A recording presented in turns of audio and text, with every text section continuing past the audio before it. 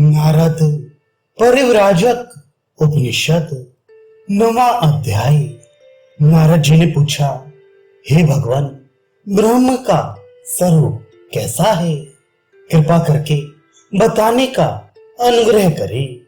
ऐसा श्रवण कर पितामह ब्रह्मा जी ने कहा, हे वत्स नारद, ब्रह्म और क्या है? अपना निस्वरूप आत्मा ही तो ब्रह्म है।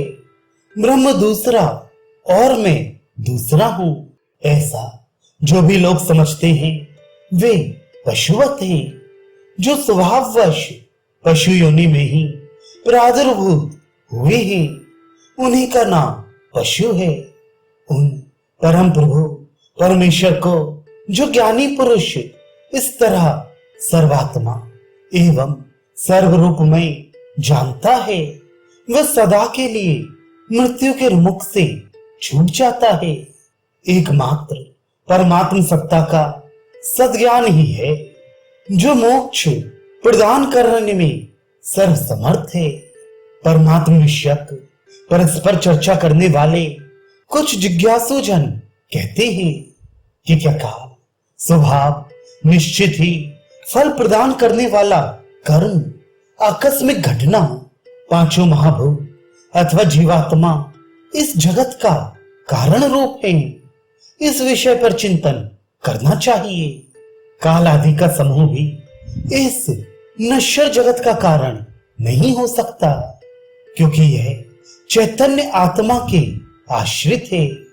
जीवात्मा भी इस नाशवान जगत का कारण नहीं हो सकता, क्योंकि वह सुख दुख के कारणभूत प्रारब्ध कर्म के आश्रित है।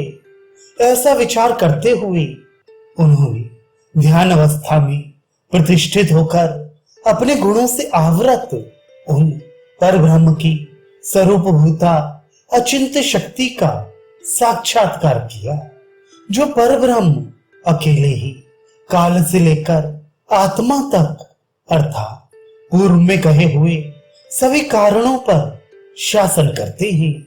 उस एक निमि वाले 3 घेरों से युक्त, षोडश सिरों से संयुक्त, 50 अरों से परिपूर्ण, 20 सहयोगी अरों से युक्त एवं 6 अष्टकों से पूर्ण, अनेक रूपों वाले, एक ही पाश से संयुक्त, मार्ग के 3 भेदों से युक्त तथा 2 निमित्त एवं मोह रूपी एक केंद्र से युक्त चक्र को उन जिज्ञासु जनों ने देखा। यहाँ विश्व व्यवस्था को एक चक्र पहिए के रूप में वर्णित किया गया है। निमि चक्र को बांधे रखने वाली एक पर्दे तथा 3 वृत्त, 3 गुण सत, रज, तम है। पर्दे के अंत सिरे का जो 16 कलाई है, प्रश्नोपनिषद के 6ठे प्रश्न के अंतर्गत 4थे एवं 5वें मंत्र में इनका वर्णन है। 50 अरे, विपर्य, अशक्ति, तुष्टि आदि 50 प्रत्यय, अंतःकरण की वृत्तियों के 50 भेद तथा 20 सहायक अरे अर्थात 10 इंद्रिया, 5 विषय एवं 5 प्राण कहे गए हैं।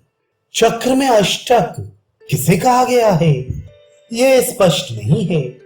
इन 6 के 8 भेद कहे गए हैं। प्रकृति, शरीरगत धातु, सिद्धियां, भय, देवयोनियां तथा विशिष्ट गुण, 3 मार्ग धर्म, अधर्म एवं ज्ञान मार्ग तथा 2 निमित्त, पाप और पुण्य कर्म ही। ये सब मोह रूपी नाभिक को केंद्र मानकर घूम रहे हैं। 5 स्रोतों से निसृत होने वाले विषय रूपी जल से परिपूर्ण 5 स्थलों से प्रादुर्भूत होकर भय प्रदान करने वाली एवं तिर्यक चाल से गमन करने वाली 5 दुख रूपी प्रवाह के वेग से संयुक्त 5 परतों वाली तथा 50 भेदों से परिपूर्ण नदी को हम सभी लोग जानते हैं। समस्त प्राणियों के आश्रय भूत एवं जीव का स्वरूप इस विशाल ब्रह्म चक्र में जीवात्मा को भ्रमण कराया जाता है। वह स्वयं अपने आप को एवं सभी के प्रेरणा स्रोत परमात्मा को पृथक पृथक जानकर उसके पश्चात उन पर ब्रह्म से स्वीकृत होकर अमृत भाव को प्राप्त कर लेता है। वेद में कहे हुए ये परमात्मा ही सर्वश्रेष्ठ आश्रयभूत एवं शाश्वत अविनाशी है। उन परमात्म देव में तीनों लोक सन्निहित हैं। वेद के तत्व के महापुरुष यहाँ हृदय क्षेत्र में अंतर्यामी स्वरूप में प्रतिष्ठित उन परमात्म देव को जानकर उन्हीं में आश्रित होकर उन आदि देव में ही विलीन हो गए। सतत विनाश युक्त जड़ वर्ग एवं अविनाशी जीवात्मा तथा इन दोनों के संयुक्त रूप व्यक्त एवं अव्यक्त रूप इस जगत का परब्रह्म ही धारण तथा पोषण करते हैं और जीवात्मा इस जगत के विषय भोगों का भोक्ता होने के कारण प्रकृति के अधीन होकर इसमें आबद्ध हो जाता है और परमात्म देव को जानकर सभी तरह के बंधनों से मुक्ति प्राप्त कर लेता है। सर्वज्ञ एवं अज्ञानी, सर्व समर्थ एवं सामर्थ्य रहित ये दो ही जन्म रहित शाश्वत आत्मा ही तथा भोग भोगने वाले जीवात्मा के लिए उपयुक्त भोग्य सामग्री से संयुक्त अनादि प्रकृति एक तीसरी शक्ति के रूप में है। वे परमात्म देव अंत रहित संपूर्ण रूपों से युक्त एवं कर्तापन के अभिमान से रहित है। जब मनुष्य इस तरह ईश्वर, जीव एवं प्रकृति इन तीनों को ब्रह्म के रूप में प्राप्त कर लेता है तो वह सभी तरह के बंधनों से मुक्त हो जाता है। प्रकृति तो विनाशशील है और इसका भोक्ता जीवात्मा अमृत रूप अविनाशी है। इस विनाशशील जड़ तत्व एवं चेतन आत्मा दोनों को एक ही ईश्वर अपनी विशेष निर्देशन में रखते हैं। इस तरह से उन परमेश्वर का सदैव चिंतन करते रहने से, मन को उन्हीं में लगाए रहने से तथा तन्मय हो जाने से मनुष्य अंत में उन्हें प्राप्त कर लेता है। तदनंतर सभी प्रकार की माया की निवृत्ति हो जाती है। उन परमात्म स्वरूप का सतत चिंतन करने मात्र से उन प्रकाश स्वरूप पर ब्रह्म को ध्यान के द्वारा जानकर मनुष्य सभी तरह के बंधनों से मुक्ति प्राप्त कर लेता है, क्योंकि क्लेश आदि विकारों का शमन हो जाने के पश्चात जन्म मरण का सर्वथा अभाव ही हो जाता है। इस कारण से वह देह के नष्ट होने पर तृतीय लोक अर्थात स्वर्ग लोक तक के सभी तरह के ऐश्वर्यों का परित्याग करके सर्वथा विशुद्ध तथा आप्त काम हो जाता है। अपने ही अंदर प्रतिष्ठित इन ब्रह्मदेव को सर्वदा जानना चाहिए। इनसे उत्कृष्ट स्मरण करने योग्य तत्व दूसरा और कुछ भी नहीं है। भोक्ता अर्थात जीवात्मा, भोग्य अर्थात जड़ वर्ग एवं उनके प्रेरणा स्रोत पर ब्रह्म को जानकर पुरुष सभी कुछ जान लेता है। इस प्रकार इन तीनों भेदों में वर्णित ये सब कुछ ब्रह्ममय ही है। आत्मविद्या एवं तप ही जिसकी प्राप्ति के मुख्य साधन है। वह उपनिषदों में वर्णित श्रेष्ठ तत्व ही परम ईश्वर है। अर्थात दृष्टि भेद द्वारा वह ब्रह्म द्विवेद अथवा त्रिवेद कहा जाता है, किंतु यथार्थ में भेद दृष्टि अज्ञान मूलक है। इस कारण वह समस्त रूपों में एक ही परमात्म देव विद्यमान है। जो मनुष्य इस तरह से जानकर सतत अपने स्वरूप में पर ब्रह्म का ही ध्यान करता है, उस समदर्शी ब्रह्म ज्ञानी को वहां क्या शोक है और क्या मोह।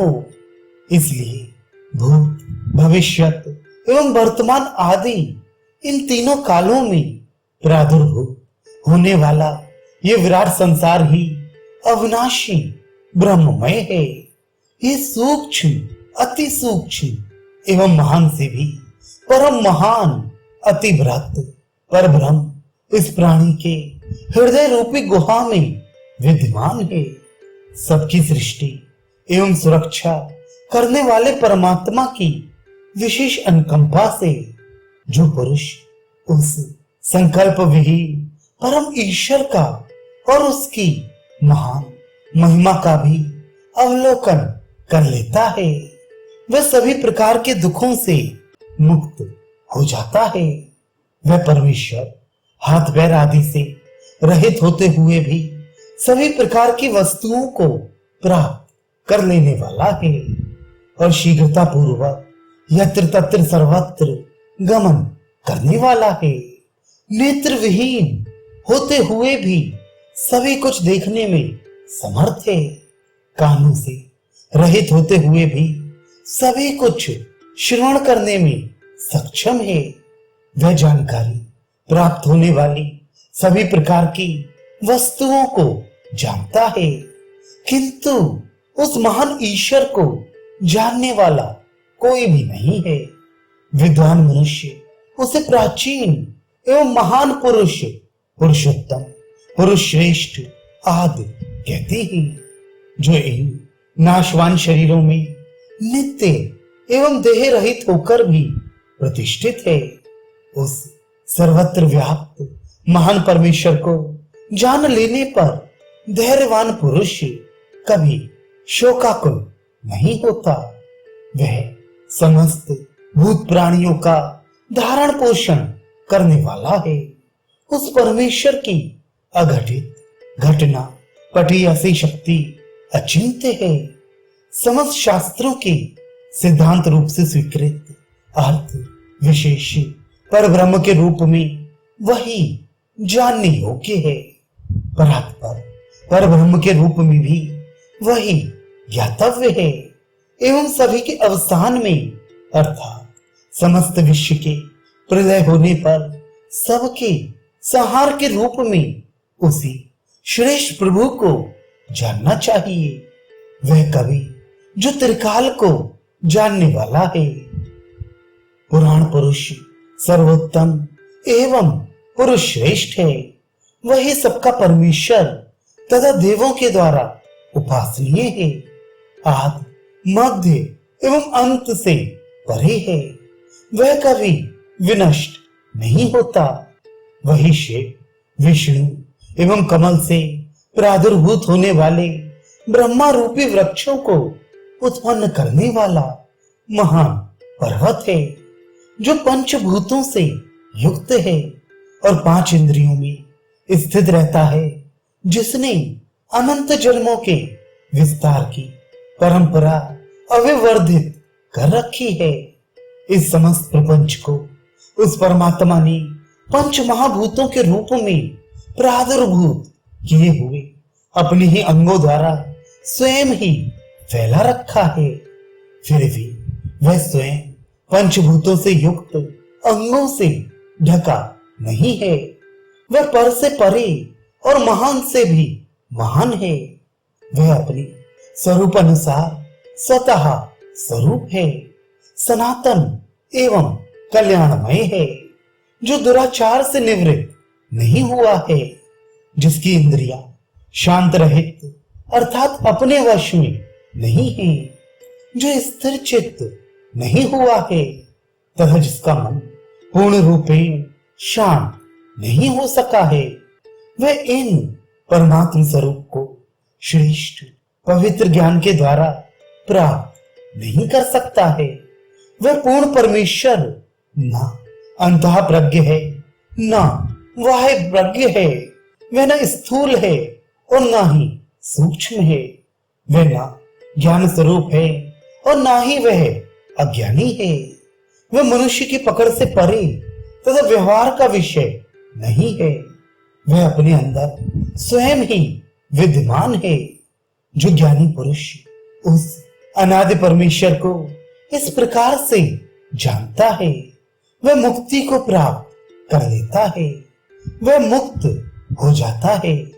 ऐसा उपदेश पितामह ब्रह्मा जी ने देव ऋषि नारद को प्रदान किया। जो परिव्राजक अपने निज स्वरूप को जान लेता है, वह अकेले ही विचरण करता है। वह यति डरे हुए हिरण के सदृश कभी एक स्थल पर नहीं रुकता। इधर उधर जाने के लिए यदि कोई विरोध अथवा न जाने का आग्रह करता है तो उसे वह कभी स्वीकार नहीं करता। अपनी देह के अतिरिक्त अन्य समस्त तरह की वस्तुओं का परित्याग करके वह मधुकरी वृत्ति से भिक्षा प्राप्त करता है। सदैव अपने निज रूप का ध्यान करते हुए उसकी सभी के प्रति अनन्य बुद्धि हो जाती है। वह समस्त प्राणियों को अपने आत्मा रूप में ही समझने लगता है तथा इस तरह से वह यति अपने आप में ही प्रतिष्ठित होकर सभी तरह के बंधनों से मुक्ति प्राप्त कर लेता है। वह सन्यासी समस्त क्रियाओं एवं कारकों से भेद बुद्धि का परित्याग कर देता है। गुरु शिष्य एवं शास्त्र आदि की त्रिपुटी से भी वह मुक्त हो जाता है। संपूर्ण जगत का परित्याग करके वह कभी उनके दुख से विचलित नहीं होता है। परिव्राजक का आचरण किस तरह का हो, इसके उत्तर में बताते हैं कि वह लौकिक धन से विहीन होते हुए भी सर्वदा सुखी रहता है। वह ब्रह्मात्म ज्ञान स्वरूप धन से परिपूर्ण होकर ज्ञान अज्ञान दोनों से ऊपर उठ जाता है। सुख एवं दुख दोनों से परे हो जाता है। वह यति आत्म ज्योत से ही प्रकाश प्राप्त करता है। सभी जानने योग्य पदार्थ उसे ज्ञात हो जाते ही वह सब कुछ जानने में समर्थ, सभी सिद्धियों का प्रदाता एवं सभी का ईश्वर हो जाता है। क्योंकि सोहम इस महावाक्य के उपदेश में उसकी सहज उपस्थिति हो जाती है। वह परमेश्वर ही भगवान विष्णु का परम शाश्वत धाम है, जहां पर जाकर योगी पुरुष वापस इस नश्वर जगत में नहीं आते। वहां उस विष्णु धाम में ना तो सूर्य प्रकाशित होता है और ना ही चंद्रमा अपना प्रकाश देता है। उस परम अविनाशी महान पद को प्राप्त करने वाला वह महात्मा पुरुष इस नश्वर जगत में पुनः वापस नहीं आता। वही एकमात्र परम कैवल्य पद है। ऐसा ही है यह उपनिषद।